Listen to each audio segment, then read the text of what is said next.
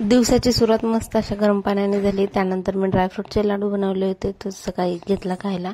आणि त्यानंतर ही चपाती फुगलेली दाखवत नाही मी तुम्हाला, जो नवीन तवा आणलाय तो दाखवते। तर हाती छाप ह्या तव्याचं नाव आहे आणि त्याला स्टँड पण नाही, पण खूप छान आहे। चपाती पण खूप छान होतात आणि अजिबात त्याच्यावर चिटकत नाहीत। नॉनस्टिकचा तवा आहे आणि चपाती पण खूप छान फुगली होती मस्त। सकाळचा स्वयंपाक झाला आणि गाथाला पण लगेच झोपवलं। ती झोपल्याच्या नंतर एकदम निवांत वाटतंय जेवण करण्यासाठी, शांततेत छान सगळं सर्व करून घेतलं। आणि असं काही तोंडी लावायला असेल ना आणि जेवायला खूप मज्जा येते। एक चमचा तूप घेतलं, थंडीमध्ये तूप खाल्लेलं पण चांगलं असतं। आणि त्यानंतर बाजरी आणली होती, ती हिवाळ्यामध्ये खाण्यासाठी छान असते, तीच नेसत होते मी। आता संध्याकाळी दळून आणायची। गाताची झोप झाल्याच्या नंतर छान खेळत होती ती पण, तिची झोप झाल्याच्या नंतर शांत असते ती।